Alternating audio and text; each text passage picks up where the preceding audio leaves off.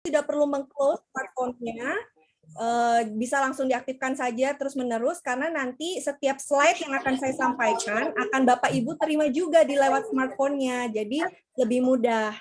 Nah, saya hitung mundur ya, 10, 9, 8. Baik, ini udah ada 50-50 yang belum pernah maupun pernah. 7, 6, 5, 4, 3. Gak usah scan Kak, langsung aja www di komputer. 2. Passwordnya 25682412. Oh, masih ada. Masih ada yang baru join. Oke. Baik, kalau di sini ternyata di finalnya ada yang sudah pernah, ada yang udah belum pernah juga sama-sama kuat ya. Baik yang belum sama pernah. Wah, ini bisa memperkaya nih. Jadi pada saat nanti sesi diskusi, mungkin Bapak Ibu yang sudah pernah bisa memberikan masukan nih kepada rekan-rekannya yang mungkin belum pernah. Begitu juga dengan sebaliknya.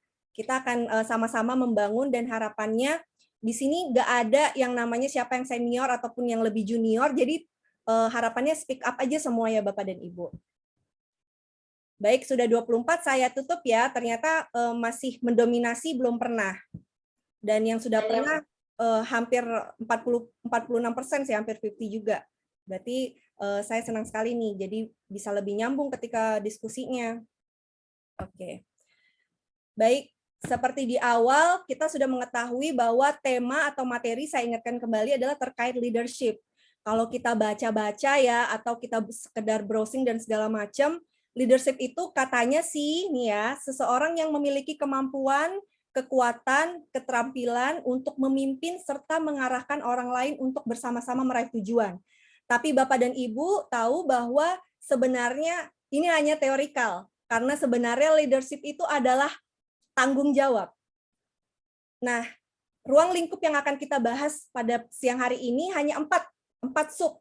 Yang pertama adalah bagaimana kita tanggung jawab atas diri sendiri, kemudian bagaimana kita tanggung jawab atas pribadi lain, kemudian bagaimana kita tanggung jawab terhadap pemberi amanah, dan yang terakhir adalah bagaimana kita bertanggung jawab atas objek yang dilakukan.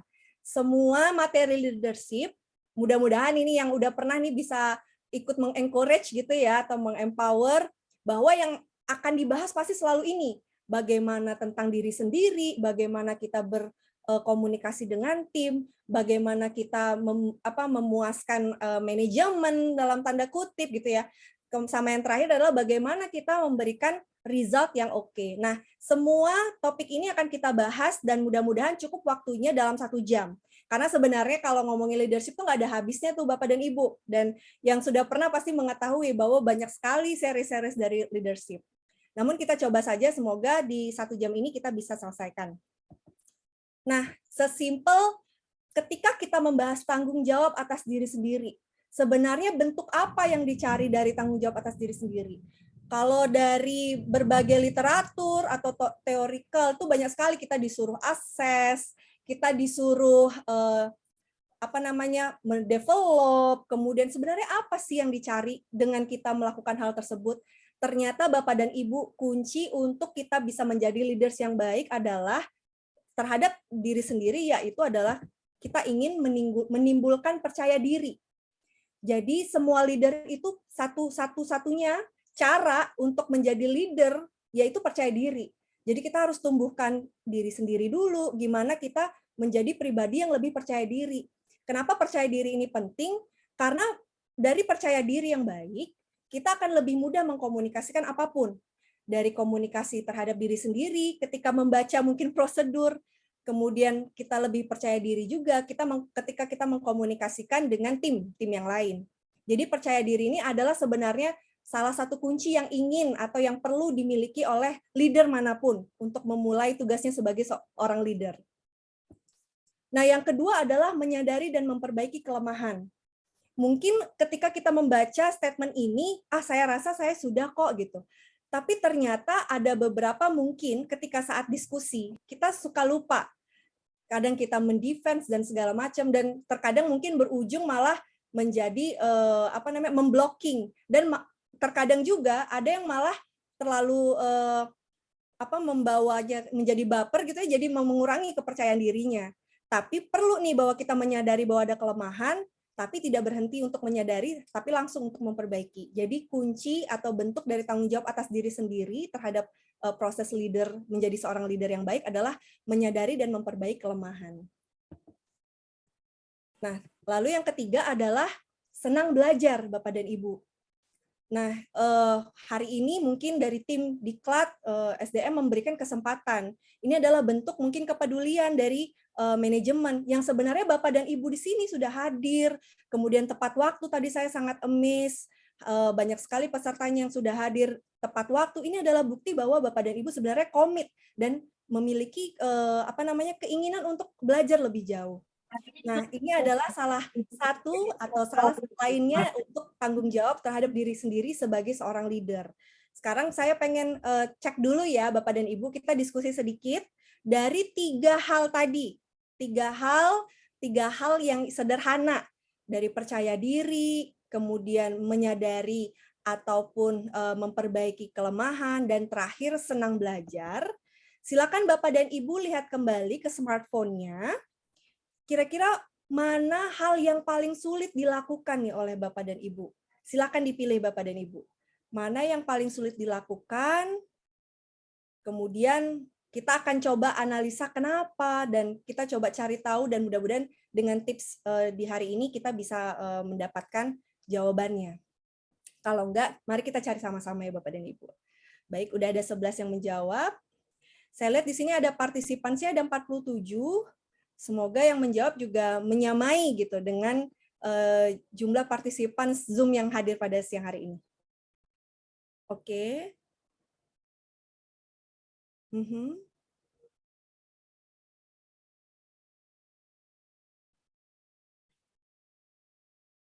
Ya. Mungkin apakah ada yang kesulitan mungkin?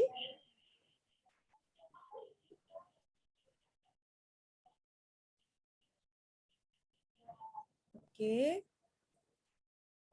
Bagi yang belum join, bisa lihat di halaman paling atas nih Bapak dan Ibu dari slide.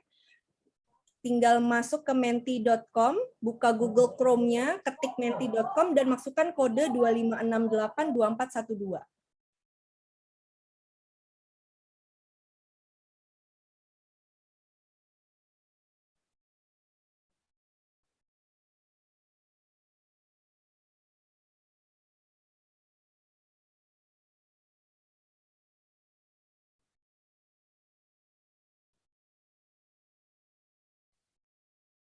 Baik, saya coba hitung mundur ya. 5, 4, 3, 2, 1. Baik, bisa dilihat sama-sama ya Bapak dan Ibu bahwa forum di sini gitu ya menyatakan masih fluktuatif nih, bisa Bapak Ibu lihat. Tapi kebanyakan nih dibandingkan senang belajar, yang paling sulit dilakukan adalah menjadi percaya diri sama mengakui ataupun memperbaiki kelemahan. Kita tutup ya. Nah, Bapak dan Ibu, kita diskusikan nih. Kalau tadi hanya memilih, sekarang Bapak dan Ibu silakan ketikkan, atau kita bisa langsung buka atau open mic gitu ya untuk diskusi. Kira-kira apa sumber sehingga Bapak dan Ibu merasa kurang percaya diri pada kesempatan ketika menjadi leader? Silakan. Jika tidak ingin open mic, bisa langsung ketikkan alasannya di smartphone dan langsung di enter. Nanti kita akan sama-sama lihat. Jangan khawatir, ini anonim Bapak dan Ibu. Jadi tidak akan mengetahui siapa yang menginput gitu.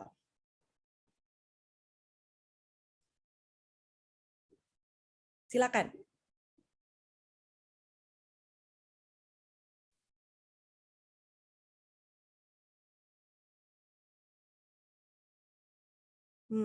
Tidak merasa cukup baik dan mumpuni. Berarti ini lebih ke skill atau gimana ya? Merasa banyak kekurangan dan orang lain lebih baik. Ingin mencoba dulu. Oke.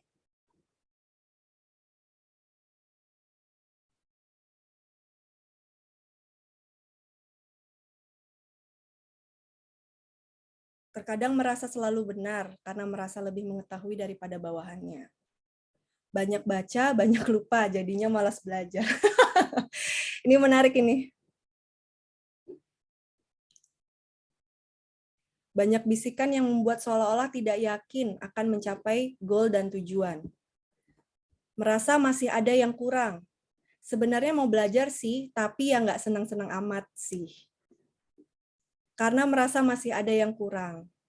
Semakin banyak belajar, semakin merasa kurang dan harus lebih banyak lagi belajar. Yang ini justru spirit nih. Sulit belajar karena terlalu menikmati zona nyaman. Wah, ada yang Hanes. Ini Hanes nih. Sulit mendelegasikan ke orang lain. Baik, ada lagi? Karena memperbaiki kelemahan adalah hal tersulit dikarenakan merasa benar dan tidak ingin disalahkan. Mirip ya, tidak percaya diri, tes. Aduh, masih dites di sini. Bapak Ibu yang ngetes. Merasa banyak yang masih kurang dari diri sendiri. Oke.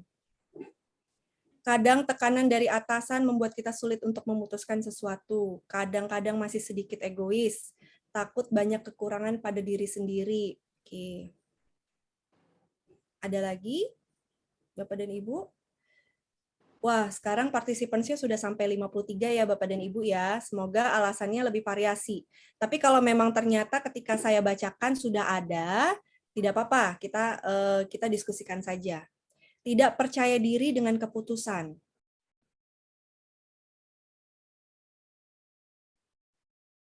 Baik, mungkin kita diskusikan ya. Untuk tidak merasa cukup baik dan mumpuni, kemudian merasa masih ada yang kurang, kebanyakan masih ada yang kurang. Ini kurangnya ini lebih ke mana nih Bapak dan Ibu? Boleh cerita nggak? Mungkin salah satu ada yang open mic. Kurangnya apakah dari segi pengalamannya, dari segi pengetahuannya, atau dari segi apa nih Bapak dan Ibu? Silakan. Oh ya, nanti di akhir acara yang berani open mic akan saya kasihkan GoPay. Lumayan kan di sana masih pakai GoPay juga kan Bapak dan Ibu pastinya?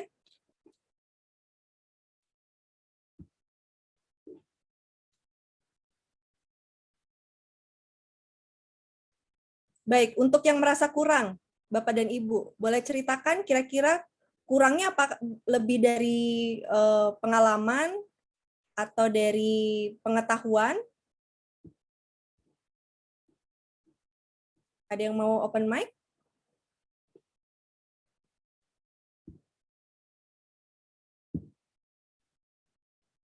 Ada yang ingin menyampaikan? Mungkin di chat ya, coba saya bacakan. Mas Tri, suaranya kok nggak dengar ya? Oh, mohon maaf, apakah suara saya terdengar Bapak dan Ibu? Aman? Batam aman. Batam aman, oke. Ini dari Ibu Bu Yani. Bu Yani ada masalah dengan speakernya mungkin?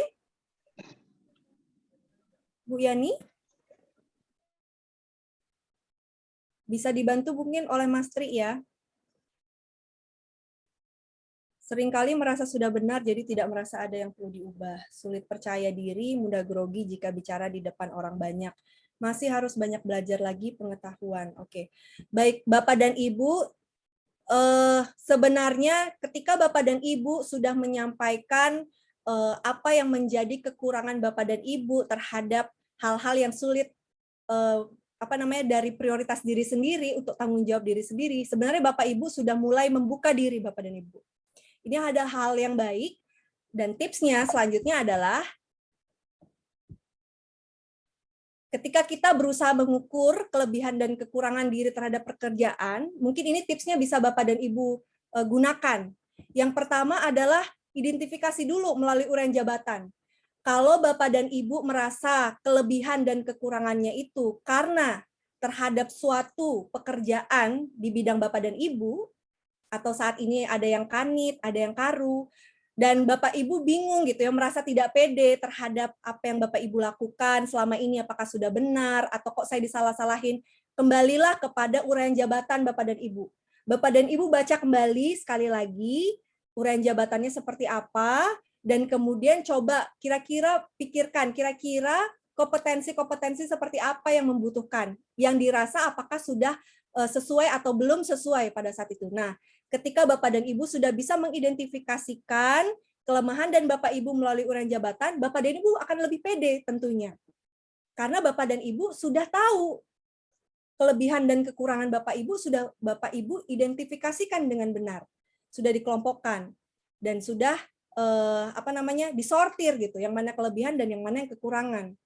Nah, ketika Bapak Ibu menerima kekurangan dari katakanlah dari peers atau Bapak dan Ibu menjadi tidak percaya diri karena mengakui mungkin itu kekurangan Bapak dan Ibu, itu sebaiknya tidak usah terlalu dipikirkan terlalu panjang Bapak dan Ibu. Ingat kembali bahwa Bapak Ibu punya kelebihan, itu dulu modal utama.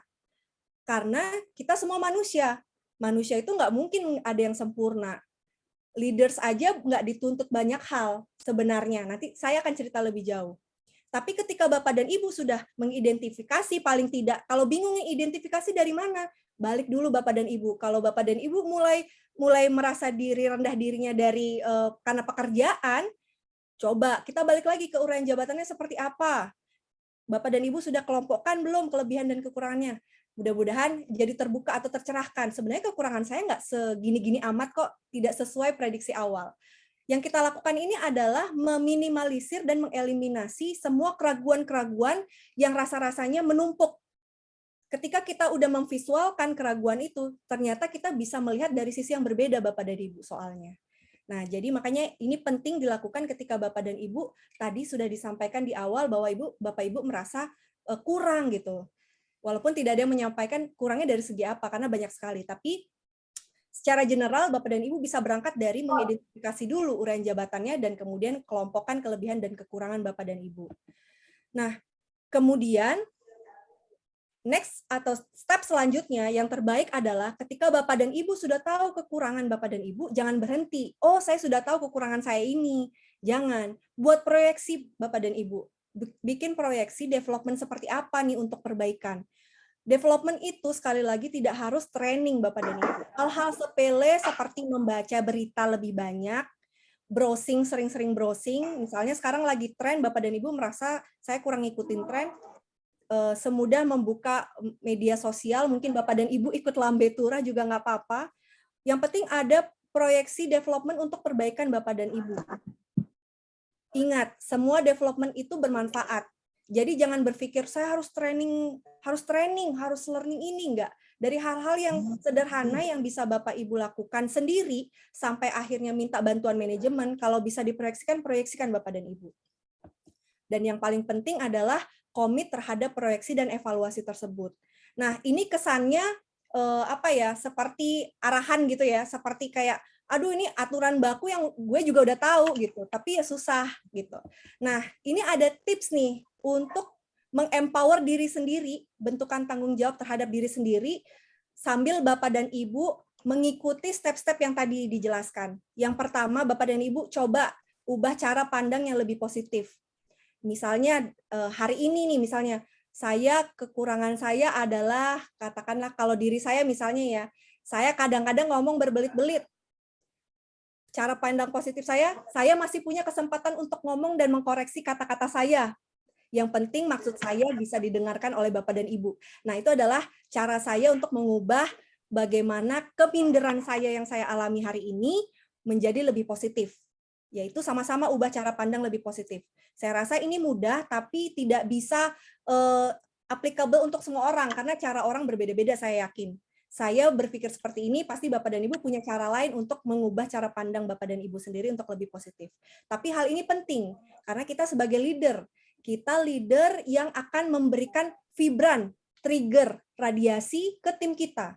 Kalau kita sudah merasa rendah diri dari awal atau merasa kurang diri dari awal dan akhirnya malah menimbulkan tidak percaya diri, biasanya itu resonans tuh Bapak dan Ibu. Nah, kemudian kalau jika terkait pekerjaan, nggak apa-apa diskusikan secara terbuka untuk solusi, baik dari peers, apalagi Bapak dan Ibu pasti timnya sangat solid nih saya lihat. Kemudian kalau tidak cukup di tim yang solid, mungkin bisa dibawa ke manajemen. Kita semua punya prosedur, saya yakin secara general, apalagi sebesar Rumah Sakit Awal Bros pasti punya prosedur bagaimana, ataupun sekali-sekali menabrak prosedur untuk berbicara terkait solusi, mungkin diperbolehkan gitu. Yang ketiga adalah perbanyak teman yang juga positif Bapak dan Ibu, yang juga memberi pandangan membangun. Mungkin kita berada di lingkungan yang mungkin kurang positif dan memberikan pandangan terlalu istilahnya tone-nya jadi lebih negatif. Nah, itu bisa dua hal nih Bapak, bisa Bapak Ibu lakukan, bisa langsung tinggalkan atau Bapak Ibu serap tapi nggak usah terlalu diperdulikan. Yang penting Bapak dan Ibu punya rasa percaya diri, yang tadi Bapak Ibu udah punya cara pandang lebih positif dan percaya diri, sehingga Bapak dan Ibu bisa menangkal atau menghela hal-hal yang berbau negatif. Nah, lanjutannya, kembali lagi nih, karena kita pengen mengubah cara pandang lebih positif, tentunya ketika kita berkomentar terhadap sesuatu nih, terutama biasanya yang cenderung negatif, lebih baik dengarkan terlebih dahulu feedback-nya. Kemudian apakah kita saring dulu, jadi seperti kalau in English tuh kita bilangnya ada momen untuk pause atau untuk jeda, sekitar 5 detik untuk berpikir kembali, baru kita berkomentar. Nah, yang terakhir adalah sadari bahwa elemen akan berubah. Karena usia kita juga nggak bisa direm kan. Tentunya usia itu adalah bentuk waktu yang paling nyata.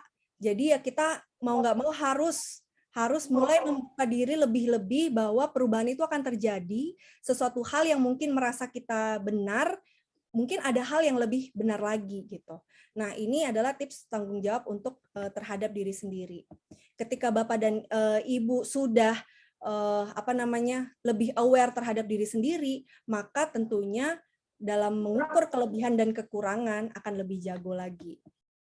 Nah, kemudian tidak cukup dari itu, ketika Bapak Ibu sudah firm dengan diri sendiri, Bapak Ibu sudah percaya diri, lebih percaya diri, kemudian Bapak dan Ibu sudah mulai senang belajar, kemudian Bapak dan Ibu juga membuka diri, dalam hal ini adalah berani menerima dan memperbaiki kelemahan yang ada, maka ketika Bapak dan Ibu diberikan tugas di mana seorang leader adalah juga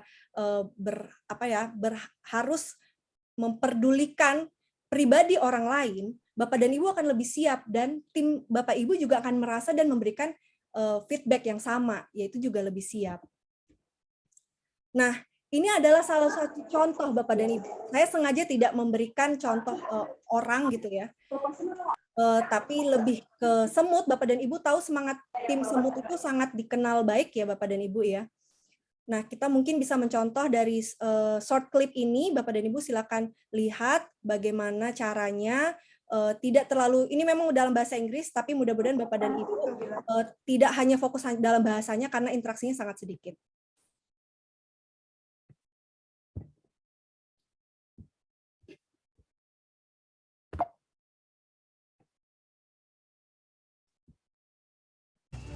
Udah kelihatan ya Bapak Ibu ya?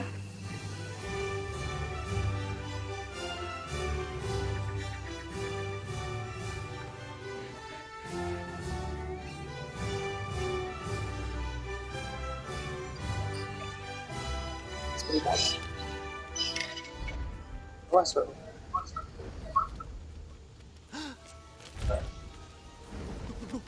Oh no!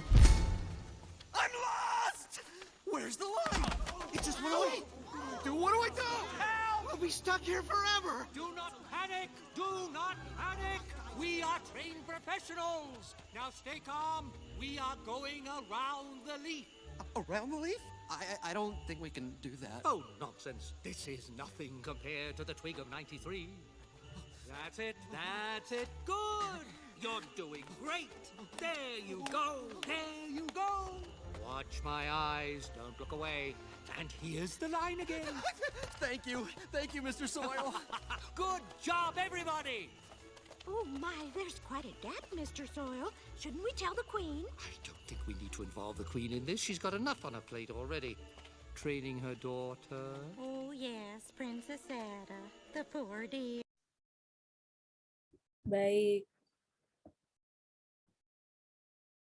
Bapak dan Ibu, ketika kita melihat short clip tadi tentang semut ya, jadi saya ceritakan sedikit mungkin Bapak Ibu yang mungkin ada yang ketinggalan. Jadi diceritakan semut ini sedang bekerja sesuai dengan bisnis as usual, yaitu menghimpun makanan dari titik A ke titik Z.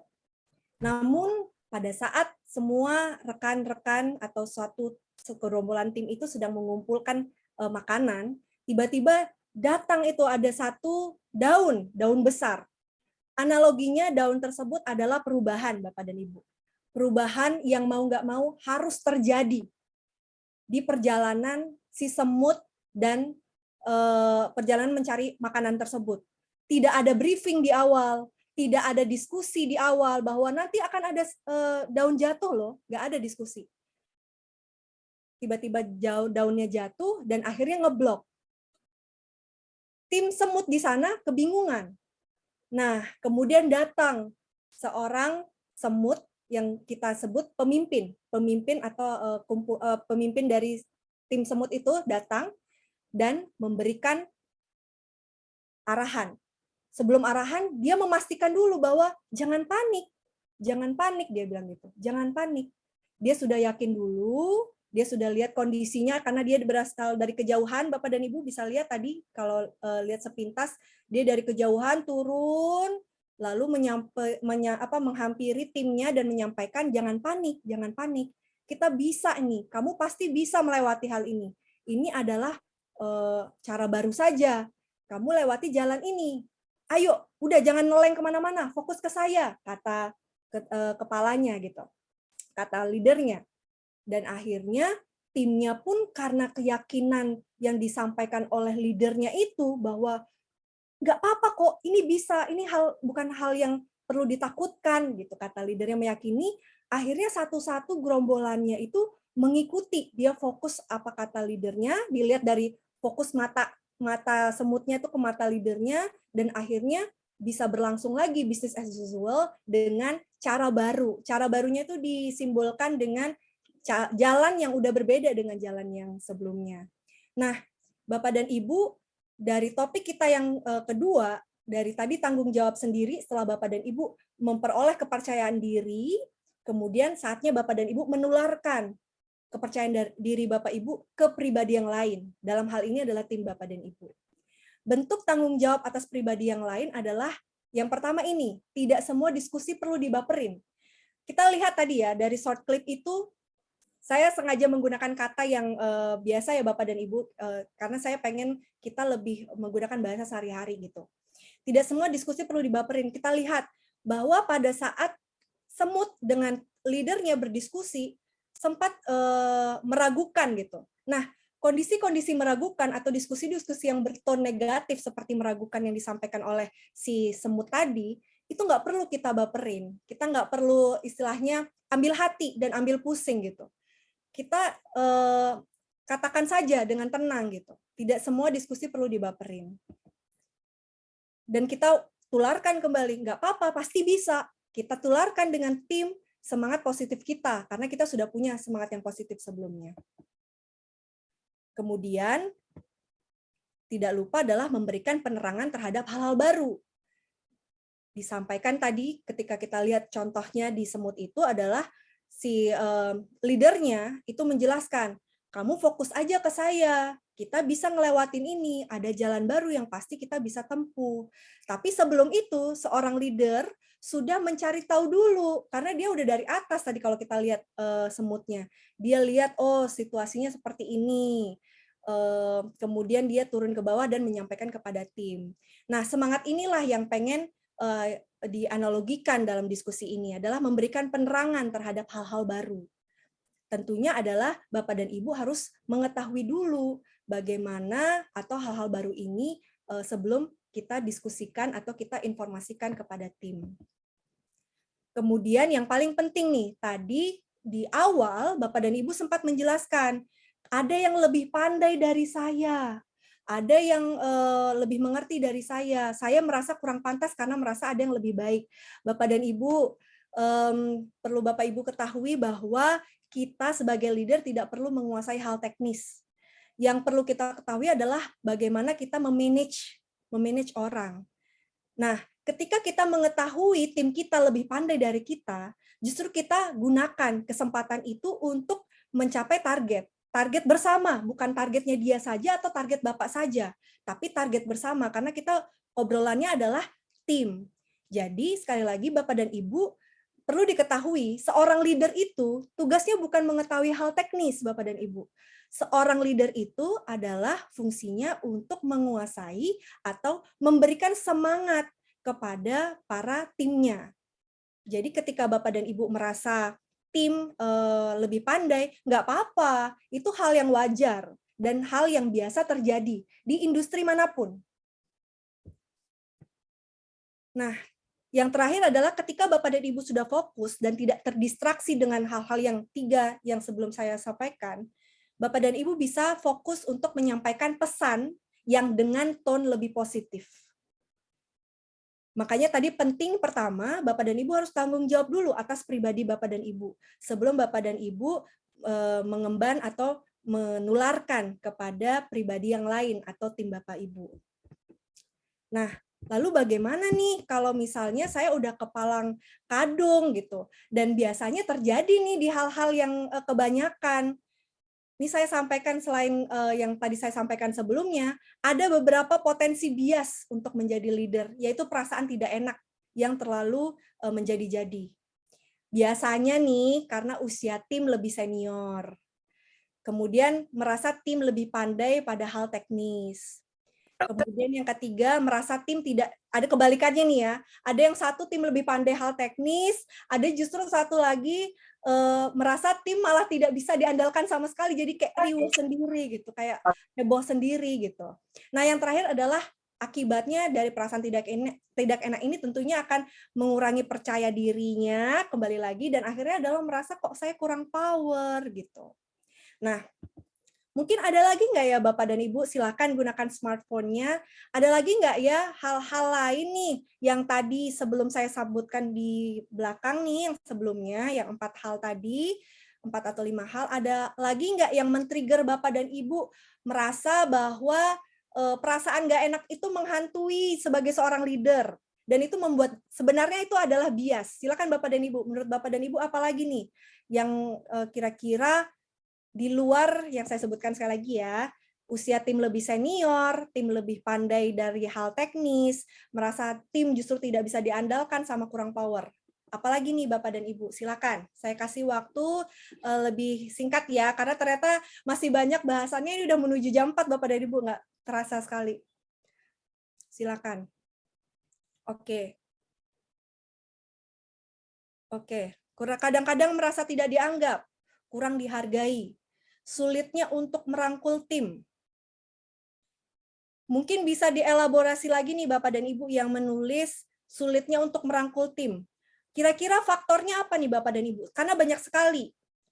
Apakah ternyata kembali lagi ke poin yang sebelumnya karena usianya lebih senior, kemudian dia lebih pandai, ataupun justru tidak bisa diandalkan dan kurang power, atau apa gitu? Kira-kira apa faktor yang merasa sulitnya untuk merangkul tim? Atau saya baru dapat ide nih, atau karena komunikasinya nggak nyambung, karena yang satu suka Korea, saya suka India misalnya. Silakan Bapak dan Ibu.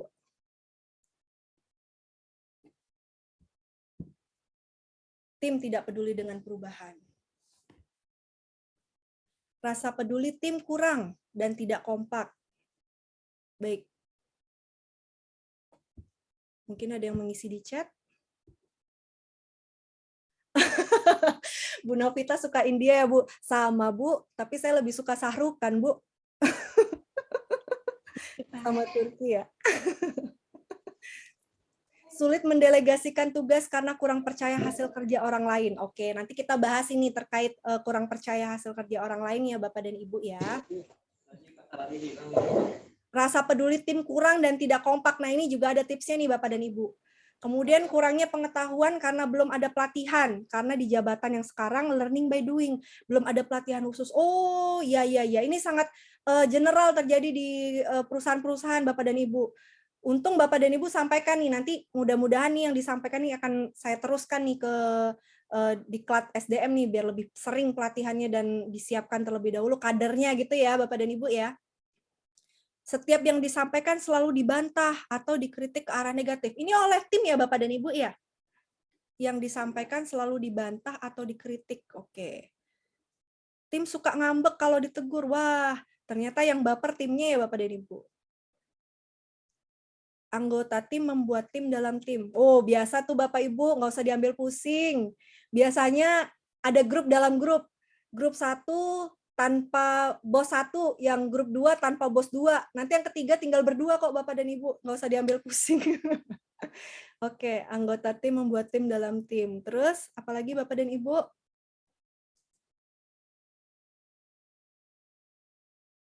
Ada lagi?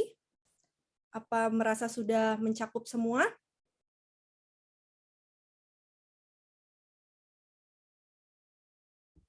Anak milenial kadang suka-suka aja, benar. Ada analogi gitu ya, anak milenial kadang suka-suka aja. Padahal kita mungkin dulu milenial pada zamannya, Bu, Bapak. Tapi nanti kita akan kasih tips ya, mudah-mudahan kejawab. Pendidikan bawahan lebih tinggi dari atasan. Oh iya, banyak juga kejadian seperti itu. Jadi seolah-olah Bapak dan Ibu sudah minder ya. Tapi balik lagi ya Bapak dan Ibu ya, kalau misalnya pendidikan dan segala macam atau background, kembali lagi ke poin 1 Bapak dan Ibu. Sama poin 2 tadi, kita nggak perlu tahu hal teknis. Ada lagi Bapak dan Ibu?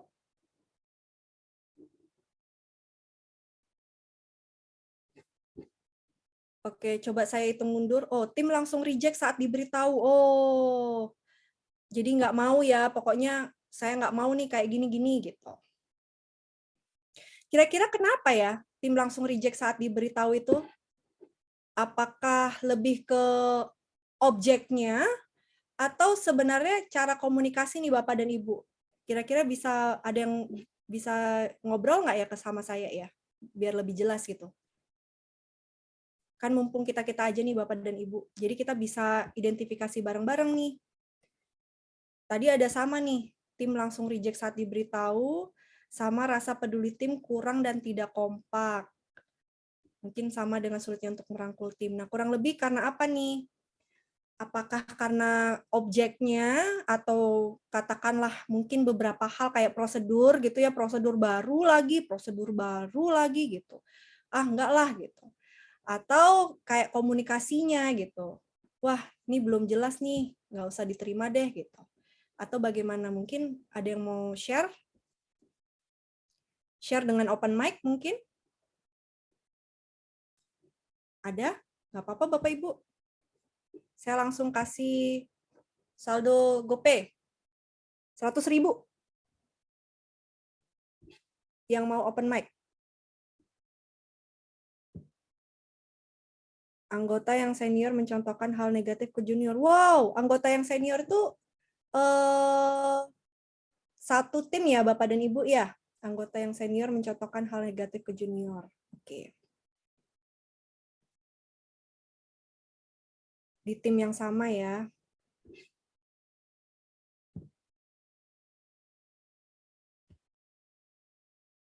Ada lagi? Kalau sudah, saya tutup ya. Sambil kita diskusi lebih jauh, bagaimana cara menghadapi masing-masing ini. Ketua tim sulit menerima masukan dari anggota tim. Oke. Ketua tim sulit menerima masukan dari anggota tim. Berarti ini kondisinya adalah Bapak dan Ibu atasan, kemudian walaupun Bapak dan Ibu adalah leader, masih ada ketua tim yang berbeda gitu ya Bapak dan Ibu ya kondisinya ya. Ada ketua tim yang berbeda, yang ternyata sebenarnya leader juga nih, kayaknya, tapi dia sulit menerima masukan dari anggota tim. Berarti Bapak dan Ibu punya hak dong untuk menyampaikan atau menegur kepada ketua tim ini, atau bagaimana nih? Apa ketua tim yang berbeda nih Bapak dan Ibu? Bisa dijelaskan nggak? Kondisinya nih biar saya bisa tahu gambarannya Rumah Sakit Awal Bros. Silakan Bapak dan Ibu, nggak apa-apa, open mic aja cerita.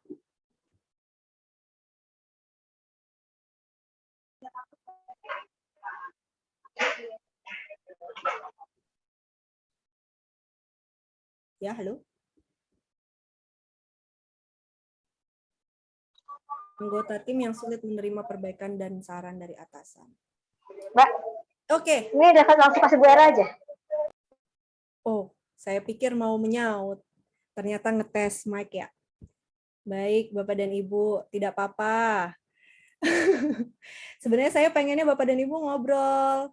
Paling enggak kalau ada yang mau diobrolin. Karena ada beberapa yang agak saya kurang tahu gambaran kondisi realnya kan, seperti ketua tim sulit menerima masukan dari anggota tim ini misalnya. Apakah ketua tim ini tim yang berbeda dari Bapak dan Ibu, atau biasanya setiap di-assign ketua tim ini masih di bawah atau di bawah supervisi Bapak Ibu nih. Saya belum tahu nih kondisinya gimana. Apa tuh? Oh. Sama dia. Apanya? Oh, yang terakhir adalah sikap apatis jika dikasih masukan dan terkadang tidak mau tahu. Oke. Baik, Bapak dan Ibu, karena mungkin tidak ada diskusi nih ya secara ngobrol, saya coba menebak-nebak nih ya dari situasi yang disampaikan oleh Bapak dan Ibu melalui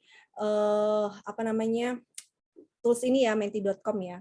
Berarti sebenarnya lebih ke tim yang tidak mau merespon Bapak dan Ibu ketika Bapak dan Ibu menyampaikan sesuatu. Nah, pertanyaannya ketika proses itu terjadi, apakah Bapak dan Ibu pernah melakukan feedback atau coaching?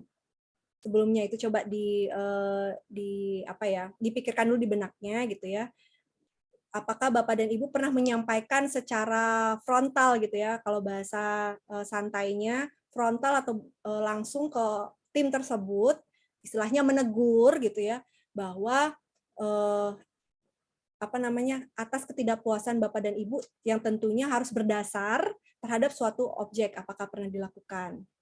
Kemudian seberapa sering, dan adakah perubahan? Jika tidak ada perubahan, seperti apa nih Bapak dan Ibu melaporkan kepada atasan? Karena Bapak dan Ibu bukan single, ingat sekali Bapak, kita tuh organisasi tidak berdiri sendiri. Jadi walaupun Bapak leader, Bapak dan Ibu leader, bukan berarti Bapak dan Ibu harus menanggung semuanya sendiri. Tetap harus ada eskalasi ke atasan. Nah, pertanyaannya apakah ketika mendapat situasi seperti ini, bentuk eskalasinya seperti apa? Nah, karena tidak ada diskusi ya dari Bapak dan Ibu melalui open mic, mudah-mudahan nanti Bapak dan Ibu bisa lebih berani untuk menyampaikan gitu ya, pendapatnya lebih clear. Jadi kita bisa meng-clearkan situasi yang belum jelas ini nih. Ketika saya menyampaikan mungkin ternyata nggak seperti itu gitu. Nah, karena saya tidak tahu situasinya, lebih baik mungkin Bapak dan Ibu bisa memberikan pendapatnya lebih clear lagi. Jadi lebih tepat lagi nih kita bisa diskusinya. Nah, tapi secara general Bapak dan Ibu yang dialami Bapak dan Ibu ini juga terjadi sebenarnya di perusahaan-perusahaan manapun.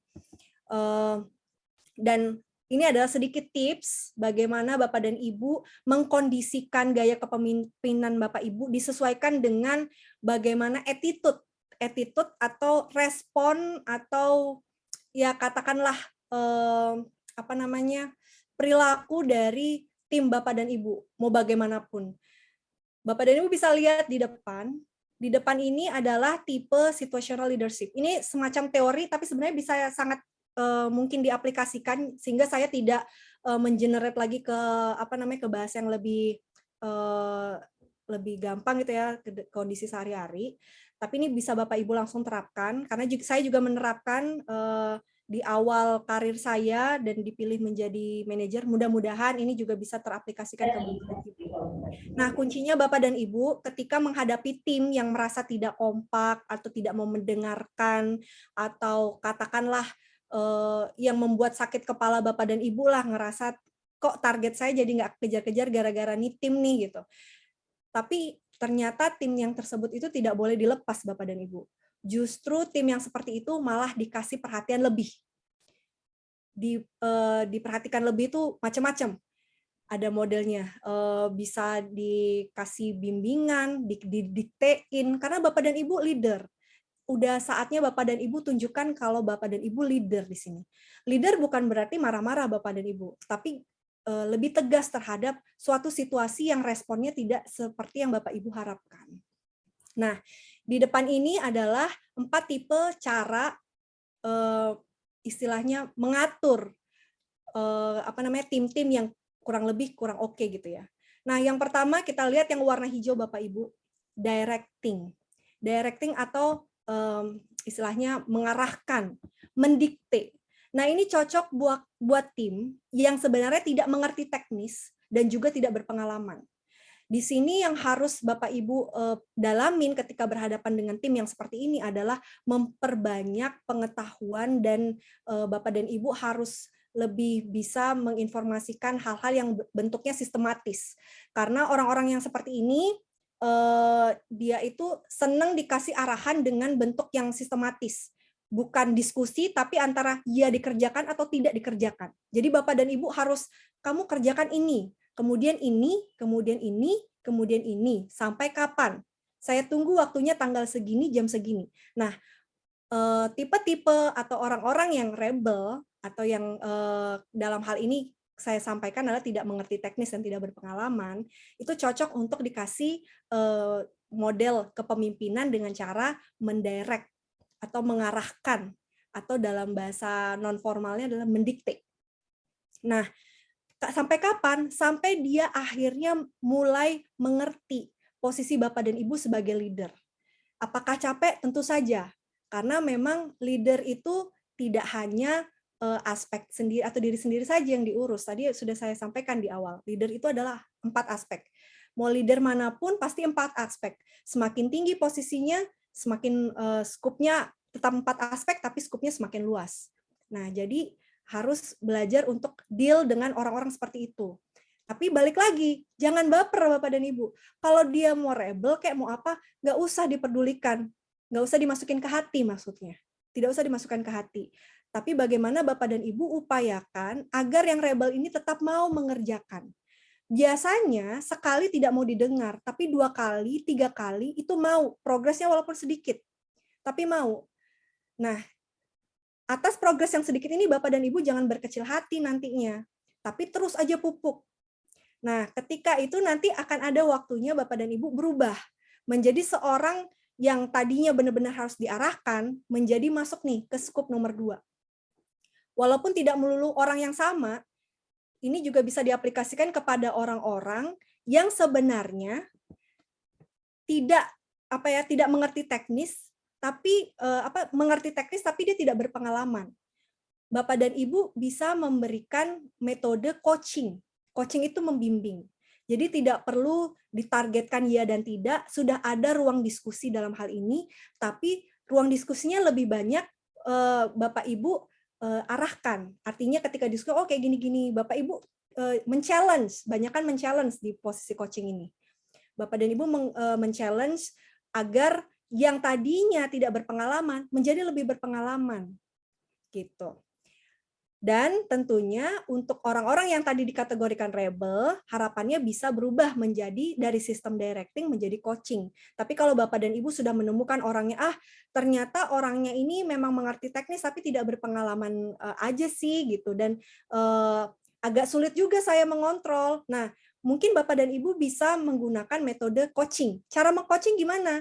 Ketika dia merasa misalnya mengatakan lebih pintar dari kita challenge. Challenge itu artinya kita menguji Bapak dan Ibu. Kalau menguji itu pakai bahasa tanda tanya. Jadi biasanya coaching itu pasti tanya, menurut kamu seperti ini, kalau seperti ini gimana? Nah, kita lihat reaksinya. Nah, dengan meng-coaching itu secara tidak sadar, dia menyampaikan progres dan dia biasanya meyakini bahwa dia akan berusaha menyelesaikan sesuai dengan apa yang dia mengerti. Nah, itu adalah metode coaching.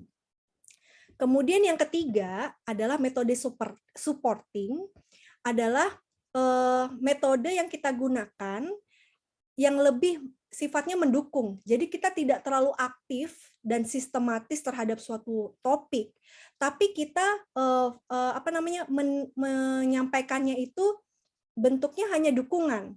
Jadi katakanlah si A ini dia itu berpengalaman, dia itu even nggak berpengalaman, dia itu teknisnya ngerti banget.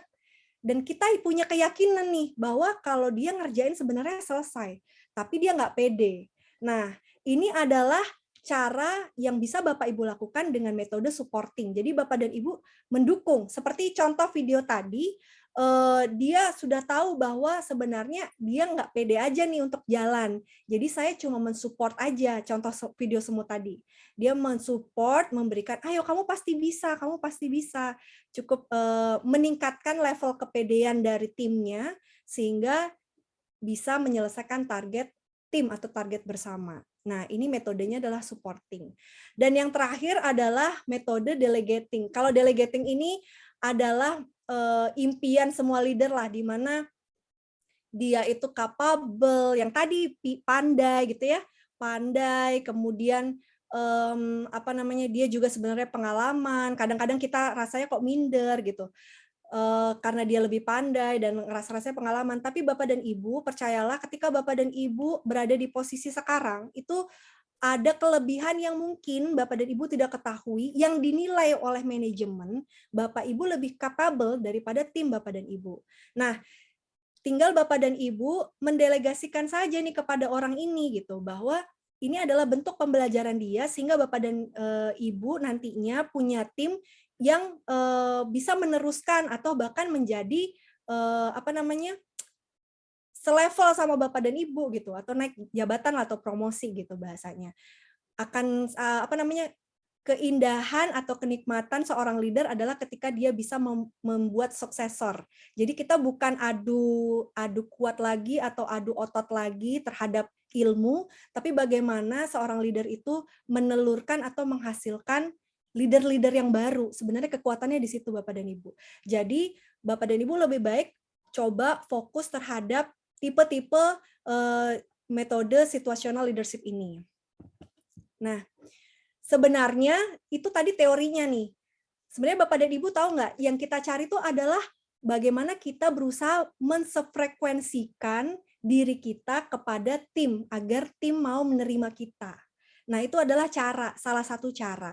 Mungkin ada cara-cara lain atau pendekatan-pendekatan lain nih Bapak dan Ibu yang non formal atau yang tidak tertulis di teori. Ya seperti misalnya, kalau misalnya dia kerjanya bagus, kasih pujian, atau sesekali Bapak dan Ibu sempatkan diri untuk makan bersama, atau kasih reward dia, atau Bapak dan Ibu berikan hadiah ulang tahun yang surprisingly nggak disangka-sangka oleh orang yang mungkin menurut Bapak Ibu sebenarnya dia benci banget sama Bapak dan Ibu gitu. Justru Bapak Ibu kasih treat yang berbeda. Jangan ketika dia Bapak Ibu tahu kalau dia itu benci Bapak Ibu juga aku malas nih koordinasi sama dia. Jangan gitu Bapak Ibu. Kita sebagai leader udah balik lagi, jangan baper. Bodoh amat, kita dekatin dia, kita kasih nih metode-metode yang lain, terserah, bebas, yang penting kita berusaha sefrekuensi sama dia. Kita amati dia, kalau dia ternyata suka India, tapi gue nggak suka nih, gue suka Korea, ya mungkin sometimes Bapak dan Ibu perlu mencari salah satu referensi biar bisa ngobrol nyambung pertama kali mungkin, dan sebelum Bapak dan Ibu melanjutkan ke topik-topik yang lebih serius seperti pekerjaan. Kurang lebih seperti itu. Dan satu lagi mungkin usaha leader nih, untuk membuat tim sefrekuensi yang lainnya, buat tim mau berdiskusi. Nah, yang tadi saya sampaikan, mungkin kalau nggak bisa di meja makan, nggak bisa di meja kerja, bisanya di meja makan, ya silakan. Jadi lebih sering buka informal. Kemudian buat keputusan atas permasalahan yang ada. Nah, terkadang Bapak dan Ibu saya juga pernah menjadi tim gitu ya, yang membuat atau degradasikan kita sebagai seorang leader adalah karena kita sendiri belum berani buat keputusan. Nah, cobalah nanti Ibu dan Bapak ketika misalnya yang tadinya belum berani membuat keputusan, buat aja dulu keputusan Bapak dan Ibu. Nanti toh ketika salah masih bisa direvisi, nggak apa-apa. Ketika bilang, oh Bapak dan Ibu salah nih ngasih revisi, nggak apa-apa. Tapi Bapak dan Ibu memberikan keputusan, ada arahan yang jelas. Karena bagaimanapun sebagai seorang tim, kita tuh tentu Bapak dan Ibu juga sama kan, ada di posisi tim juga dengan atasan atau manajemen, mengharapkan arahan yang jelas dari manajemen, kurang lebih seperti itu ya. Jadi kalau misalnya Bapak dan Ibu merasa kekecewaan misalnya nih ada terhadap manajemen, jangan dituangkan juga ke tim gitu. Paling enggak gimana biar tim solid dulu sama Bapak. Jangan karena merasa kecewa dengan manajemen, ini satu case yang biasa juga yang terjadi di perusahaan. Terus kita langsung secara nggak langsung nih men-trigger tim juga jadi begitu gitu. Jadi kita nggak bisa ngomong ke atasan, nggak bisa, susah. Ke tim juga nggak solid. Jadi Bapak dan Ibu makin susah gitu. Nah, jangan ya dikurangi hal itu. Masih bisa diperbaiki, sangat masih bisa diperbaiki Bapak dan Ibu. Kemudian berikan ruang tim untuk kolaborasi dengan unit lain. Nah, ini juga terkadang ada gimana ya? Mungkin di beberapa hal gitu atau beberapa poin gitu, Bapak dan Ibu merasa dia tuh tim aku, kenapa sih dia nggak diskusi sama aku, kenapa dia diskusi sama orang lain. Tapi sebenarnya Bapak dan Ibu, hal lain yang perlu Bapak ketahui adalah ketika Bapak dan Ibu memberikan kesempatan tim Bapak dan Ibu tidak berdiskusi sama Bapak tapi malah berdiskusi dengan orang lain, sebenarnya Bapak dan Ibu sudah memberikan ruang kepada mereka untuk berkolaborasi, dan itu nggak apa-apa. Justru ketika mereka sudah selesai diskusi, tanya, kamu habis diskusi ke sana, apa hasilnya? Ada yang bisa kita diskusikan nggak? Gitu, misalnya hal yang seperti itu. Nah, harapannya Bapak dan Ibu bisa melakukan lebih banyak memberikan ruang tim. Jadi nggak usah ada kata jealous-jealousan lah gitu ya. Sekali lagi nggak pakai kata baper lah gitu kalau kata zaman anak sekarang ya. Nah, yang terakhir, yang kelima adalah beri contoh. Sekali lagi, tim mau nggak mau harus beri contoh. Kita harus memberikan contoh. Jadi kalau kita udah tone-nya negatif duluan, ya terus kita mengharapkan tim tone-nya positif, agak sulit ya Bapak dan Ibu ya. Tentunya kita harus mengubah gitu. Kalau misalnya ternyata kita ngobrolnya ternyata banyakkan tone-nya negatif, kita harus mengubah pola itu gitu. Jadi kita harus lebih banyak memberikan contoh. Nah, terus yang tadi saya sampaikan, kalau tadi ketemu tim yang rebel, kemudian ada tim yang nggak bisa diatur dan segala macam, ayo ajak diskusi. Kalau dia tipe yang nggak bisa diskusi bareng-bareng, ajak ngobrolnya berdua gitu, ngobrol berdua, dan bukan maksudnya jangan istilahnya kita tetap memanusiakan tim ya, artinya kita tidak istilahnya humiliate, itu tidak mempermalukan tim di depan banyak orang gitu. Ketika kita lihat oh memang gesturnya orang ini introvert atau nggak bisa ditegur di banyak orang, jangan lakukan itu Bapak dan Ibu. Karena yang kita butuhkan sebenarnya bukan kita memberikan feedback-nya kan, tapi bagaimana dia bisa akhirnya mengikuti kita gitu. Akhirnya bagaimana mereka mau mengikuti apa yang menjadi target kita. Jadi yang penting adalah kasih feedback, mau dia sendiri atau mau dia bareng-bareng, kita putuskan sesuai frekuensinya dia, tapi kita juga harus lihat pada saat diskusi pasti terkadang kamu kok gini, emang saya salah apa? Nah, itu harus siap. Kita harus siap dan memberikan ruang untuk mereka memberi feedback kepada kita. Dan yang terakhir adalah kasih pujian atas pencapaian, sekecil apapun, terutama untuk orang-orang yang rebel ini, Bapak dan Ibu. Ketika Bapak dan Ibu melihat ada progres yang dilakukan yang biasanya dia terlalu rebel, sekarang dia ngasih bantuan ke Bapak Ibu, jangan karena dia benci sama kita, seolah-olah asumsi kita begitu ya, kita terus kayak, udah biasa gitu. Jangan Bapak dan Ibu, tetap kasih pujian atas pencapaian, sekecil apapun. Nah, hal ini yang akan paling tidak sedikit demi sedikit akan mencairkan suasana antara Bapak dan Ibu ke tim.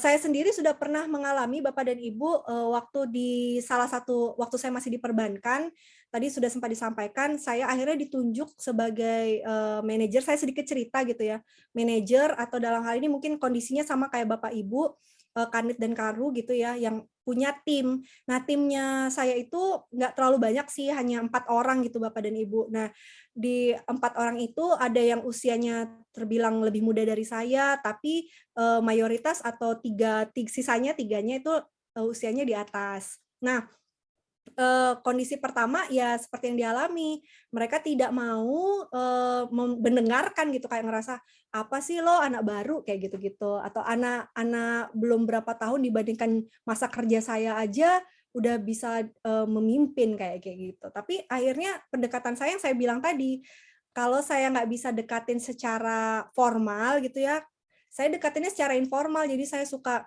dia ternyata suka tas gitu ya, suka apa namanya, ini kebetulan cewek, yang sisanya kalau 2 cowok saya jadi belajar apa namanya, terkait basket gitu ya. Yang cewek ini sama goes, yang cewek ini suka tas, kemudian suka parfum. Ya akhirnya saya harus cari tahu gitu, cari tahu, oh dia sukanya parfum. Oke, saya cerita tentang parfum, terus dia nyambung segala macam gitu. Tapi bukan modus untuk dia gimana ya, karena saya juga membutuhkan mereka sebagai teman gitu. Karena stres kan Bapak Ibu kalau kita kerja terus kita nggak ada tempat curhat dan segala macam gitu. Kita membutuhkan bagaimanapun sejeleknya tim ataupun mereka menjelekkan kita butuh tim kita gitu untuk menyelesaikan tugas. Nah, cara itulah yang dilakukan gitu. Kita dekati dengan bagaimana cara preferensi dia. Kalau dia basket, misalnya saya nggak terlalu tahu basket nih, saya udah belajar, saya nyerah nih, saya nggak tahu. Ya udah saya ngomong gimana, berapa kali nontonnya, terus dia kadang-kadang datang telat karena nonton basket. Ya mungkin kita kasih ruang dia untuk menyenangi, untuk mereka menerima dulu apa yang dia senangi.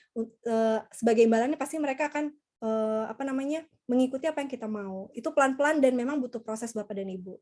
Tapi sekali lagi setiap hal kecil, ya kayak anak bayi ya Bapak dan Ibu, saya yakin pasti punya keluarga semua. Setiap progres kecil itu adalah progres Bapak dan Ibu. Jadi tidak ada yang nggak mungkin diupayakan aja. Saya pernah di posisi frustasi juga, sampai akhirnya kita jadi best friend sampai sekarang Bapak dan Ibu, walaupun saya tidak berada di perbankan itu lagi. Nah, kemudian yang ketiga adalah tanggung jawab terhadap pemberi amanah. Pemberi amanah ini atasan, manajemen. Nah, sebenarnya apa sih bentuk tanggung jawab kita terhadap pemberi amanah ketika kita dinobatkan sebagai seorang leader atau kita di SK-kan sebagai seorang leader? Sebenarnya kita diharapkan oleh manajemen itu adalah menyampaikan setiap pesan manajemen tepat. Kepada siapa? Kepada tim. Kalau timnya begitu gimana? Kita ubah caranya sehingga apa namanya, mau mendengarkan. Apakah selalu bisa diterima? Enggak, tapi semua pasti bisa. Tapi berproses, tidak langsung.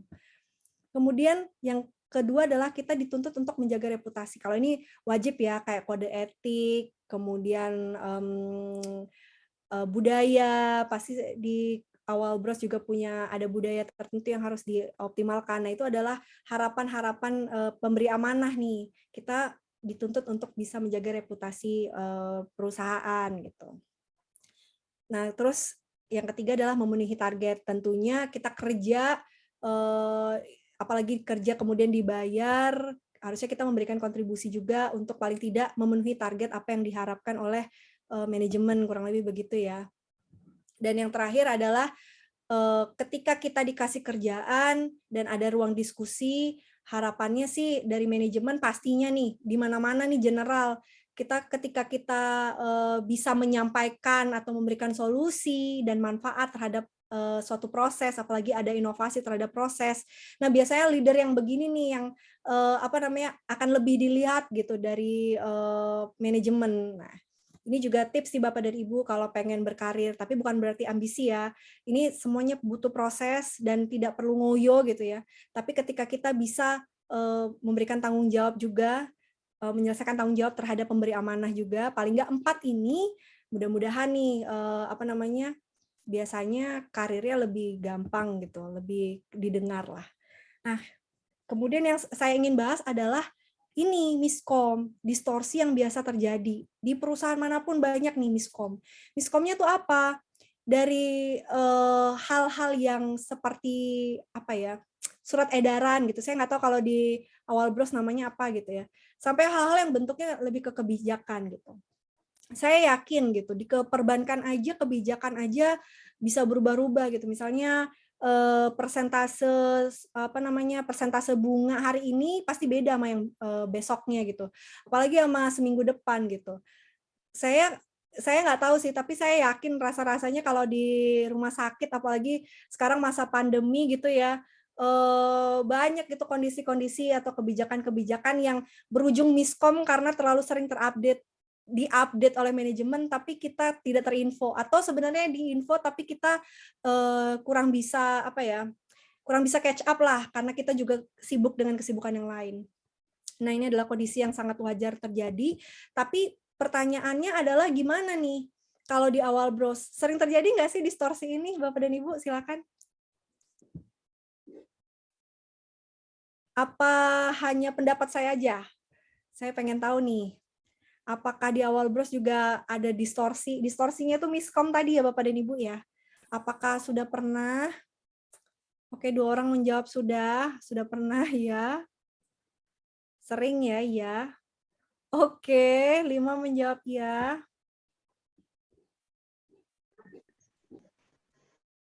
Oke.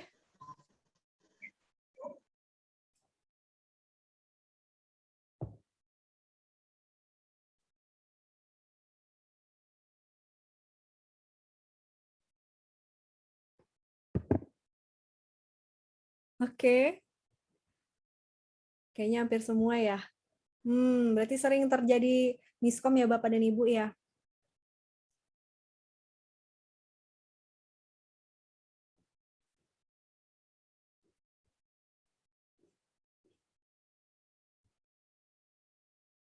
Wah, dari 13 partisipan semua menjawab pernah ya, sering terjadi ya.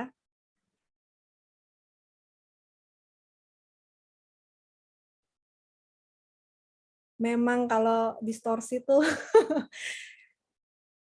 pasti kejadian deh. Ada lagi saya coba hitung mundur Bapak dan Ibu.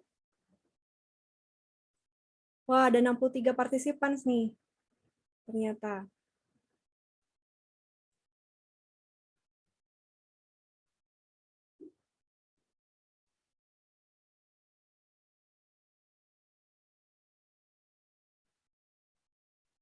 Oke, saya coba hitung mundur ya, karena udah menyampai angka 20.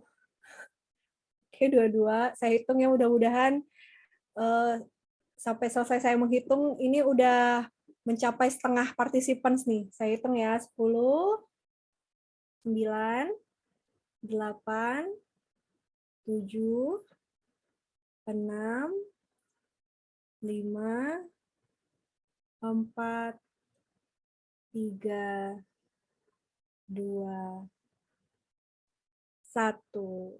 Oke. Berarti semua pernah ya. Jadi sekali lagi mau bisnis apapun, mau industri manapun, institusi manapun, distorsi terhadap miskom gitu ya, sering terjadi antara manajemen dengan Bapak dan Ibu ya sebagai leader ya. Nah, lalu Bapak dan Ibu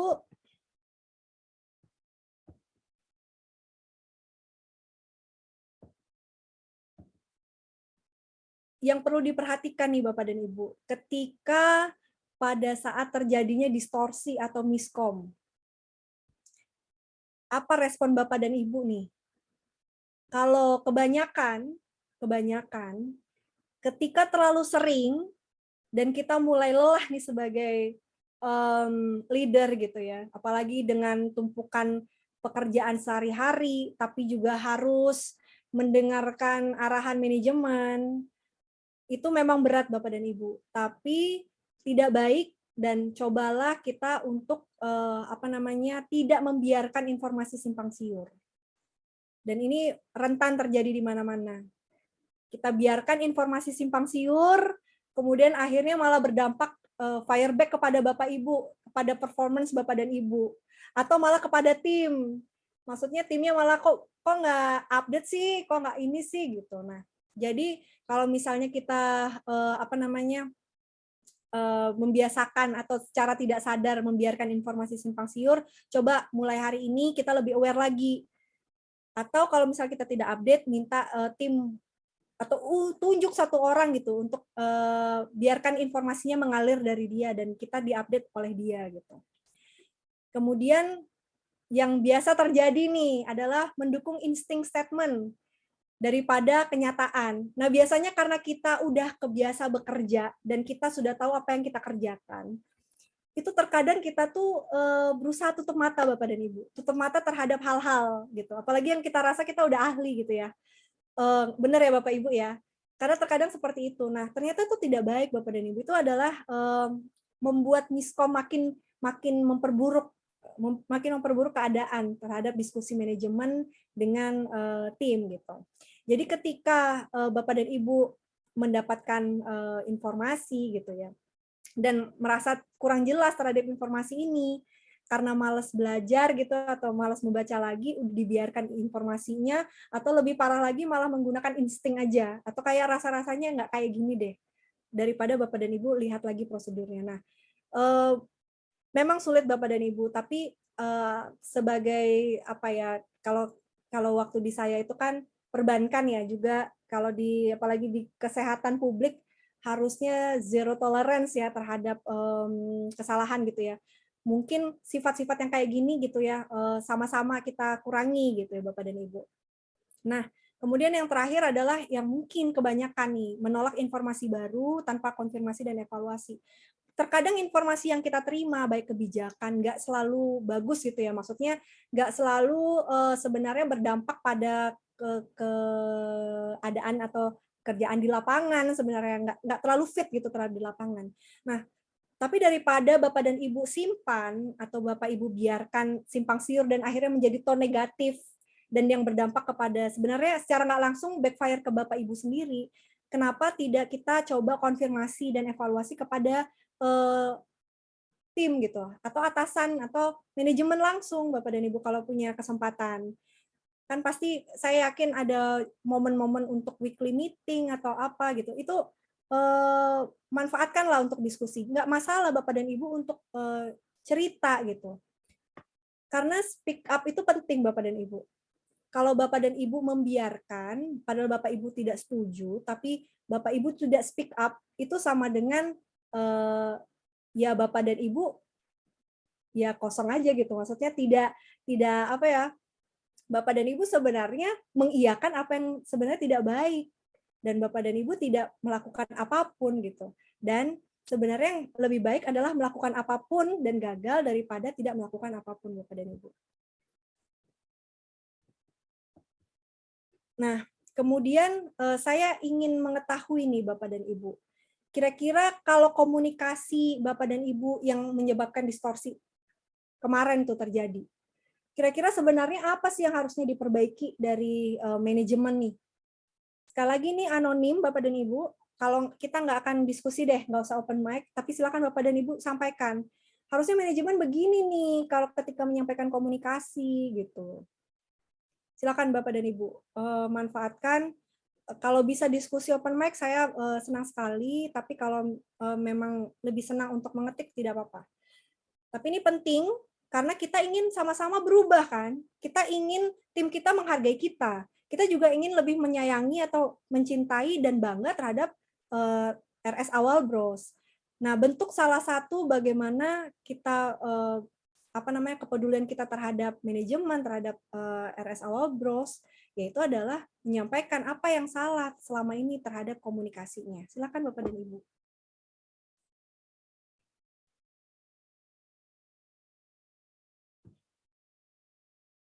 Menggunakan smartphone, kira-kira apa? Oh, kayaknya perlu ada grup ini deh, gitu. Atau harusnya ada website, atau ada cara mendengarkan tidak menyalahkan. Artinya manajemen lebih sering menyalahkan gitu ya Bapak dan Ibu ya, selama ini.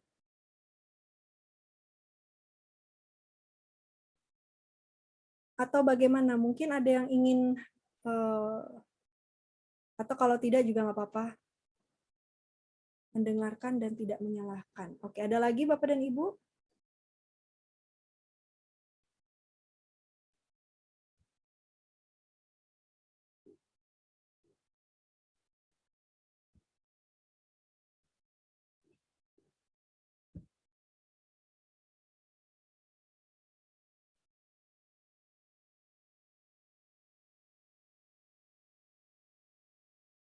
Kadang berita yang beredar tidak dikonfirmasi ke sumber primer, tapi malah dijadikan bahan gosip di belakang. Ini yang harus diperhatikan. Benar.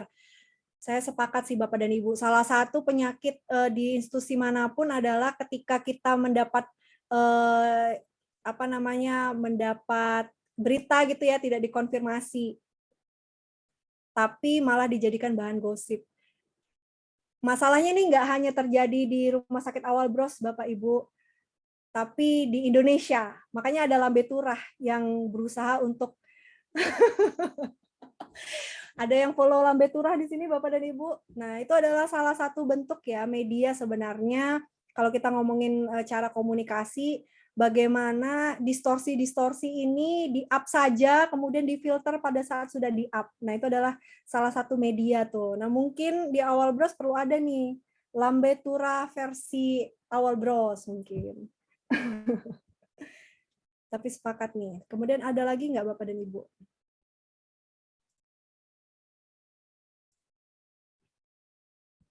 Komunikasi sopan, baik menegur marah, jangan di depan orang ramai.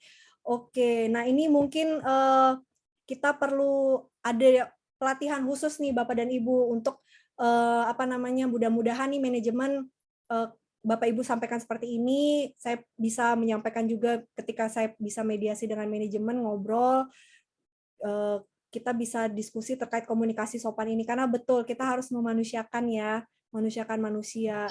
Kalau kita terlalu baper terhadap kerjaan tuh biasanya bawaannya marah-marah sih emang gitu, dan kadang-kadang malah jadi nggak enak ke tim gitu, atau ke kita sendiri kalau kita yang dimarahinnya.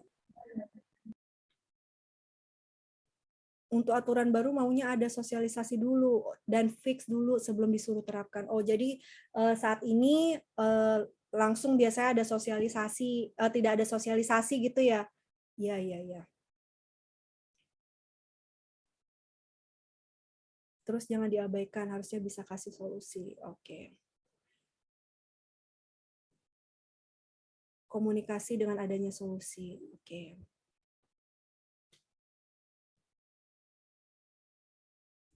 Berarti kalau saya lihat di sini sebenarnya Bapak dan Ibu bisa cerita nggak ya? Mungkin ada yang open mic ini karena general aja sih, saya pengen tahu situasinya di Rumah Sakit Awal Bros tuh ada ngadain kayak weekly meeting gitu nggak sih? Atau ada momen untuk speak up gitu nggak sih sebenarnya Bapak dan Ibu?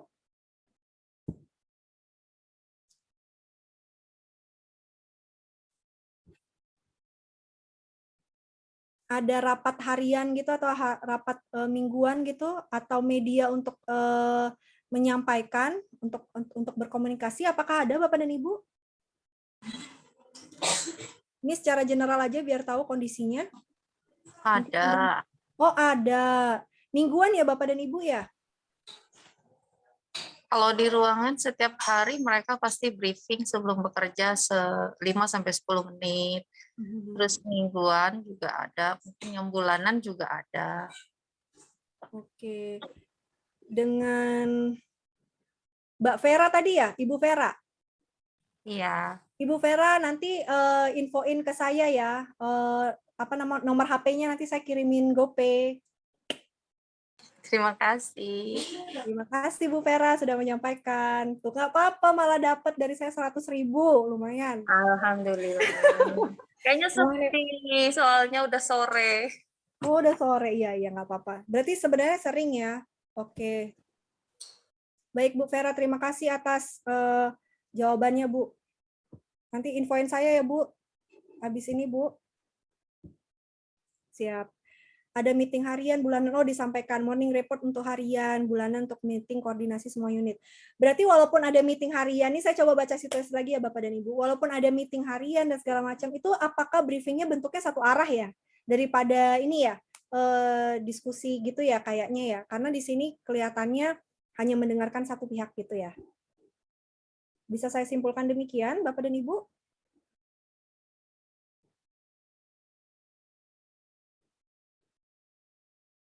Sudah ada pelatihan komunikasi efektif, tapi praktiknya belum optimal. Memang pelatihan komunikasi itu Pak, Bapak Ibu, susah-susah gampang itu. Walaupun sudah ada pelatihan sering, tapi memang susah untuk diaplikasikan gitu. Jadi memang kita harus belajar pelan-pelan sedikit, tapi lama-lama ternyata oh udah sampai sini gitu. Oke. Baik, karena waktunya sebenarnya sudah molor ya, udah sampai 4:30, Bapak dan Ibu, saya coba cepatkan saja. Dan yang terakhir adalah tanggung jawab atas objek yang dilakukan. Nah, yang paling penting ya Bapak dan Ibu adalah output yang kita sampaikan gitu. Mau kita ada konflik batin kepada tim, konflik batin kepada manajemen, dan mungkin kepada diri sendiri, tetap sebagai leader yang baik adalah kita leader yang mendeliver output. Nah, output yang baik itu sebaiknya kita pertanggungjawabkan. Karena ada pepatah nih bahwa quotes bahwa perencanaan dan evaluasi, memikirkan dan mengimplementasikan itu sebenarnya proses yang lebih penting dibandingkan ide itu sendiri.